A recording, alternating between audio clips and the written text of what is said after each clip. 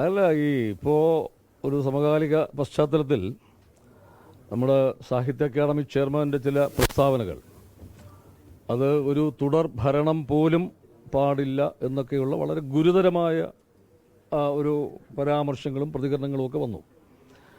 അപ്പോൾ എൻ്റെ ചില മാധ്യമ സുഹൃത്തുക്കളൊക്കെ എന്നോട് ചോദിച്ചു, അദ്ദേഹം ഇത്തരം ഗവൺമെൻറ്റിൻ്റെ എതിരായിട്ടുള്ള പ്രസ്താവനകൾ നിരന്തരം നടത്തിക്കൊണ്ടിരിക്കുമ്പോഴും അദ്ദേഹം ഈ സാഹിത്യ അക്കാദമി ചെയർമാൻ്റെ സ്ഥാനത്ത് തുടരുന്നു. പക്ഷേ താങ്കൾ മുമ്പ് ഈ ആശാ സമരവുമായി ബന്ധപ്പെട്ട് അത് പരിഹരിക്കണമെന്ന് ആവശ്യപ്പെട്ടതിൻ്റെ പേരിൽ താങ്കളെ അക്കാദമി ചെയർമാൻ സ്ഥാനത്ത് നിന്ന്, ചലച്ചിത്ര അക്കാദമി ചെയർമാൻ സ്ഥാനത്ത് നിന്ന് പുറത്താക്കി. അപ്പോൾ ഇതൊരു നീതികേടല്ലേ എന്ന് തോന്നുന്നു എന്ന് പറഞ്ഞിട്ട് പല മാധ്യമ സുഹൃത്തുക്കളും എന്നോട് ചോദിച്ചപ്പോൾ, ഞാനിതൊരു മറക്കാൻ ശ്രമിച്ച അല്ലെങ്കിൽ ഒരു അടഞ്ഞ അധ്യായമെന്ന് വിചാരിച്ചിരുന്ന ഒരു കാര്യമാണ്. അപ്പോൾ ചിലർ ഇങ്ങനെ എൻ്റെ ശ്രദ്ധയിൽ ഇത് പെടുത്തിയപ്പോൾ അതിനെക്കുറിച്ചൊരു ഫേസ്ബുക്ക് പോസ്റ്റ് കഴിഞ്ഞ ദിവസം ഞാൻ ചെയ്തു. അതിൽ ഞാൻ പറഞ്ഞത്, അക്കാദമിയുടെ ഈ ചുമതല, ചലച്ചിത്ര അക്കാദമിയുടെ ചുമതലയിൽ കഴിഞ്ഞ കുറച്ചു കാലങ്ങളായിട്ട് വളരെ തിരക്ക് പിടിച്ച കുറേ പ്രവർത്തനങ്ങൾ നടന്നുകൊണ്ടിരിക്കുമ്പോൾ അതിന് ഒന്ന് 30ാമത് IFFKയുടെ ഒരുക്കങ്ങൾ ദ്രുതഗതിയിൽ നടന്നുകൊണ്ടിരിക്കുന്നു. ഇക്കഴിഞ്ഞ സംസ്ഥാന ചലച്ചിത്ര അവാർഡിൻ്റെ നിർണയം, മറ്റൊരിടത്ത് ജൂറി അതിൻ്റെ നിർണയം നടത്തുന്നു. ഒപ്പം ചരിത്രത്തിലാദ്യമായി ഒരു സിനിമാ നയം, മലയാള സിനിമയുടെ മേഖലയിലൊരു സിനിമാ നയം, അത് ഈ ഹേമ കമ്മിറ്റി റിപ്പോർട്ടിൻ്റെയൊക്കെ പശ്ചാത്തലത്തിൽ ഗവൺമെൻറ് ഒരു സിനിമാ നയം രൂപീകരിക്കുകയാണ്. ആ സിനിമാ നയ രൂപീകരണ സമിതിയിൽ ഞാനും ഒരു അംഗമായിട്ട് ഗവൺമെൻറ് നിയമിച്ചിട്ടുണ്ട്. അപ്പോൾ അതിൻ്റെ നിരവധിയായിട്ടുള്ള ചർച്ചകൾ, അത് തിരുവനന്തപുരത്തും എറണാകുളത്തുമൊക്കെ ടെലിവിഷൻ മേഖലയിലെയും സിനിമാ മേഖലയിലെയും പ്രധാനപ്പെട്ട വ്യക്തികൾ, സംഘടനകൾ, ഇവരുമൊക്കെ ആയിട്ടുള്ള നിരവധിയായിട്ടുള്ള ചർച്ചകൾ, അത് തുടക്കം മുതൽ എല്ലാ ചർച്ചകളിലും പങ്കെടുത്തുകൊണ്ട് അതിൻ്റെ തിരക്ക്, സിനിമ കോൺക്ലേവ്, അടുത്ത കാലത്ത് വളരെ വിജയകരമായി നടന്ന കോൺക്ലേവിൻ്റെ ചുമതല, ഇതെല്ലാം നടന്നുകൊണ്ടിരിക്കുമ്പോൾ ഇക്കഴിഞ്ഞ ഈ സംസ്ഥാന അവാർഡ് നിർണയത്തിൻ്റെ തലേ ദിവസം, അതെ കൃത്യമായിട്ട് തലേ ദിവസം അക്കാദമി ചെയർമാൻ സ്ഥാനത്ത് നിന്ന് ഞാൻ പുറത്താവുകയാണ്. എന്താണ് സംഭവിച്ചതെന്ന് എനിക്ക് യാതൊരു ഇതും കിട്ടിയിട്ടില്ല.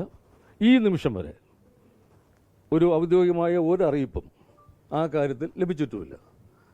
അപ്പം ഞാൻ നോക്കുമ്പോൾ ഈ മാധ്യമങ്ങളിലൂടെയാണ് ഈ വാർത്ത അറിയുന്നത്. മാധ്യമങ്ങൾ പറഞ്ഞത്, ഈ ആശാസമരവുമായി ബന്ധപ്പെട്ട് മുമ്പ് ഈ സമരം പരിഹരിക്കുന്നത് ആവശ്യമാണ്, ഇല്ലെങ്കിൽ അത് ഗവൺമെൻറ്റിന് ഒരു ദോഷകരമായ ഒന്നാണ്.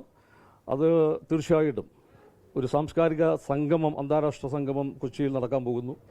അതിൻ്റെ പശ്ചാത്തലത്തിൽ അതിൻ്റെ ഒരു ആലോചനാ യോഗം നടക്കുമ്പോൾ ഞാൻ ഉന്നയിച്ച ഒരു കാര്യമാണത്.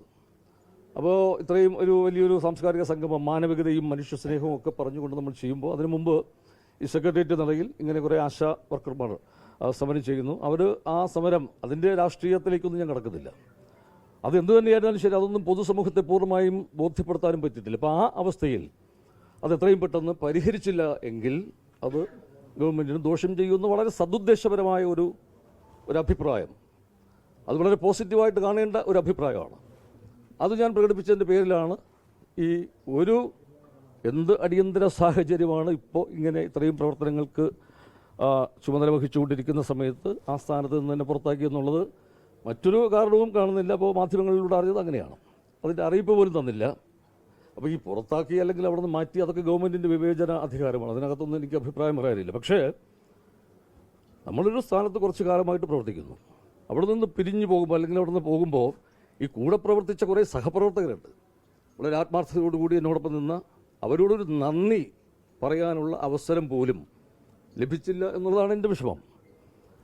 ഒരു മാന്യമായ യാത്രയപ്പ് തരിക എന്നുള്ളതൊന്നും ഞാൻ ആവശ്യപ്പെടുന്നില്ല. പക്ഷേ ഒരു സുപ്രഭാതത്തിൽ, ഇപ്പോൾ നമ്മുടെ വീട്ടിൽ സ്ഥിരമായി ജോലിക്ക് വരുന്ന ഒരാളുണ്ട് എന്ന് വയ്ക്കുക, നാളെ മുതൽ അദ്ദേഹം വരണ്ട എന്ന് നമ്മൾ തീരുമാനിച്ചാൽ ഇന്ന് അയാളോട് പറയും, ചേട്ടാ നാളെ മുതൽ വരണ്ട, നിങ്ങൾക്ക് എന്തെങ്കിലും കൂലി ബാക്കിയുണ്ടെങ്കിൽ അതൊക്കെ നിങ്ങൾ വാങ്ങിച്ചോളണം, എന്തെങ്കിലും സാധനങ്ങൾ ഇവിടെ വച്ചിട്ടുണ്ടെങ്കിൽ അതൊക്കെ നിങ്ങൾ എടുത്തുകൊണ്ട് പോകണം. അതൊരു സാമാന്യ മര്യാദയല്ലേ? അപ്പോൾ ആ ഒരു മര്യാദ എൻ്റെ കാര്യത്തിൽ കണ്ടില്ല. ഇപ്പോഴും പിന്നീട് നടന്ന സാംസ്കാരിക സംഗമത്തെക്കുറിച്ച് പോലും ഒരു അറിയിപ്പോ ക്ഷണമോ എനിക്ക് ലഭിച്ചിട്ടില്ല. അപ്പോൾ അത് ഈ ഒരു പശ്ചാത്തലത്തിൽ ഞാൻ അവിടെ നിന്ന് പുറത്താകുന്ന മറ്റൊരു സാഹചര്യമില്ല. അപ്പോൾ ഇങ്ങനെ സച്ചിദാനന്ദൻ മാഷ് എനിക്ക് വളരെ ആദരണീയനായിട്ടുള്ള ഒരു പ്രതിഭയാണ് മാഷ്. അദ്ദേഹമായിട്ട് താരതമ്യം ചെയ്യാൻ ഞാൻ ആളൊന്നുമില്ല. ഞാനൊന്നുമല്ല. പക്ഷേ കേരളത്തിലെ ഏറ്റവും പ്രധാനപ്പെട്ട 2 സാംസ്കാരിക സ്ഥാപനങ്ങളാണ്, ഒന്ന് സംസ്ഥാന ചലച്ചിത്ര അക്കാദമിയും മറ്റൊന്ന് സംസ്ഥാന സാഹിത്യ അക്കാദമിയും. ഈ രണ്ടിൻ്റെയും ചെയർമാൻ സ്ഥാനത്ത് എന്നുള്ള ആ ഒരു താരതമ്യം മാത്രമേ ഉള്ളൂ. അപ്പോൾ അവിടെ ഒരാളോട് ഇങ്ങനെ ഒരു പ്രതികരണം നടത്തിയതിൻ്റെ പേരിൽ ഇങ്ങനെ ഒരു ഇത് കാണിക്കുകയും മറ്റൊരാൾ, അപ്പോൾ എനിക്ക് തോന്നി ആ മാഷിന് എന്തോ ഒരു വലിയ അത്ഭുതസിദ്ധി, ഒരുപക്ഷെ എനിക്കില്ലാത്ത എന്തോ വലിയ അത്ഭുതസിദ്ധി, അമാനുഷികമായ സിദ്ധി അദ്ദേഹത്തിനുണ്ടാവും. അല്ലെങ്കിൽ അദ്ദേഹം ഇപ്പോഴും ആ സ്ഥാനത്ത് തുടരുകയാണ്. അപ്പോൾ അദ്ദേഹം തുടരുന്നതിനെ കുറിച്ചൊന്നും എനിക്കൊരു അഭിപ്രായമില്ല. അദ്ദേഹത്തിൻ്റെ ആ പ്രസ്താവനകളെക്കുറിച്ചുള്ള അഭിപ്രായമല്ല ഇത്.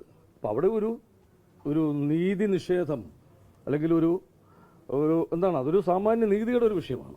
ഒരു ഇരട്ട നീതി പോലെ എന്നോട് കാണിച്ച ഒരു നീതിയല്ല അദ്ദേഹത്തോട് കാണിക്കുന്നതല്ല എന്നോട്. അപ്പോൾ ആ ഒരു ഇതാണ് ഇരട്ട നീതി എന്ന പ്രയോഗം.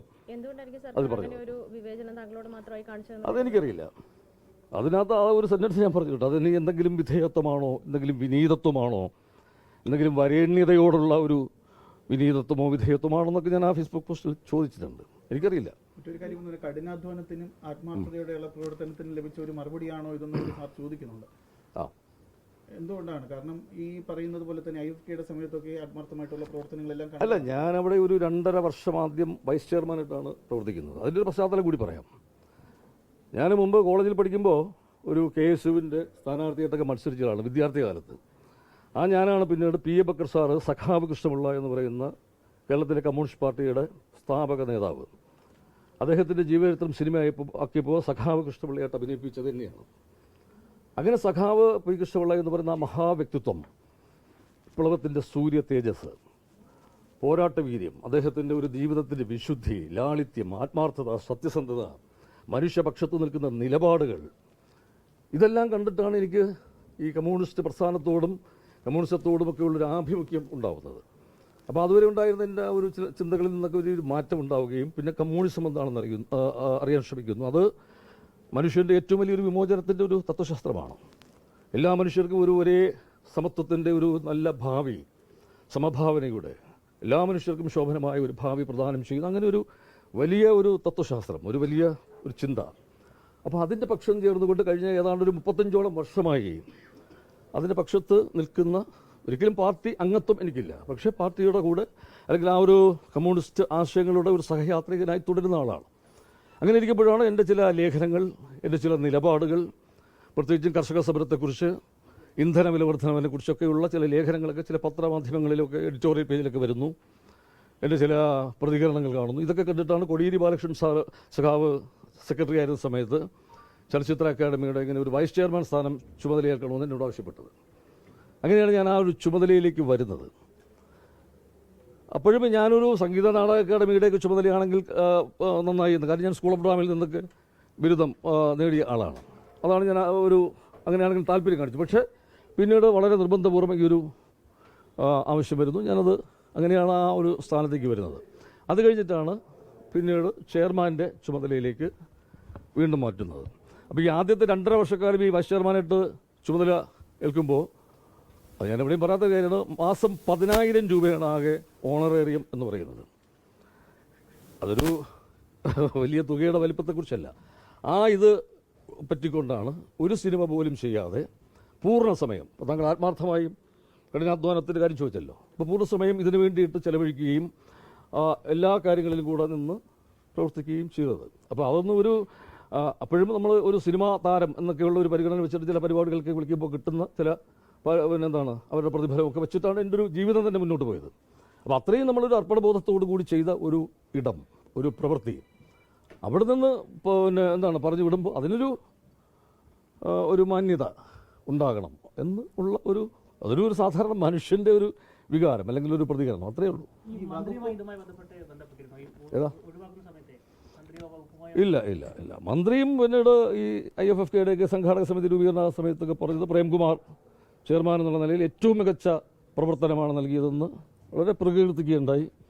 മാധ്യമങ്ങളും പൊതുസമൂഹവും ഒക്കെ കഴിഞ്ഞ IFFK ഉൾപ്പെടെ നമ്മുടെ പ്രവർത്തനങ്ങളെക്കുറിച്ച് വളരെ ഇതായിട്ടാണ് സംസാരിച്ചത്. ആ ഒരു പശ്ചാത്തലം നിൽക്കുമ്പോൾ ഇപ്പോൾ എന്താണ് പുറത്താക്കിയ എന്നുള്ള റീസണെ കുറിച്ചൊന്നും എനിക്കറിയില്ല. അത് ഇതുവരെയും എന്നോട് ആരും പറഞ്ഞിട്ടുമില്ല, ഒരു അറിയിപ്പും എനിക്ക് അതിനെക്കുറിച്ച് ഇപ്പോഴും ലഭിച്ചിട്ടില്ല. അതാണ് മറ്റൊരു സത്യം. അതൊന്നും എനിക്ക് അതിനെക്കുറിച്ചൊന്നും ഞാൻ അഭിപ്രായം പറയുന്നില്ല. ഞാൻ എൻ്റെ ചില വികാരം അത് പ്രകടിപ്പിച്ചു. അത് ഈ ഒരു അവസരത്തിൽ ചില മാധ്യമ സുഹൃത്തുക്കളൊക്കെ ചോദിച്ചപ്പോഴാണ് ഞാനൊരു ഫേസ്ബുക്ക് പോസ്റ്റായിട്ട് എന്താണ് വസ്തുത എന്നുള്ളത് വ്യക്തമാക്കിയത്. ഈ ഒരു അതൃപ്തി സർക്കാരിനെയോ വകുപ്പിനെയോ അറിയിക്കാൻ തീരുമാനിച്ചിട്ടുണ്ടോ? അല്ല, ഇതൊരു അതൃപ്തിയുടെ ഒരു വിഷയമൊന്നുമല്ല. ഇത് ഞാൻ മറക്കാൻ ശ്രമിച്ച ഒരു കാര്യമാണ്, അല്ലെങ്കിൽ മറന്നിരുന്ന സംഭവം തന്നെയാണത്. ഞാനത് കഴിഞ്ഞിട്ട് മറ്റു കാര്യങ്ങളിലേക്കൊക്കെ വ്യാപൃതനായിരിക്കുമ്പോഴാണ് ഇങ്ങനെ ഒരു പശ്ചാത്തലം ഉണ്ടായത്. അപ്പോഴും എൻ്റെ ഒരു പ്രതികരണം വന്നു എന്നേ ഉള്ളൂ. ലോകത്തെവിടെയായാലും ഏത് സമയത്തും 24 വാർത്തകളും ഓഗ്മെന്റഡ് റിയാലിറ്റി പാക്കേജുകളും എക്സ്പ്ലെയിനറുകളും വിശദമായി കാണാൻ ഞങ്ങളുടെ യൂട്യൂബ് ചാനൽ നിങ്ങൾക്ക് സബ്സ്ക്രൈബ് ചെയ്യാം.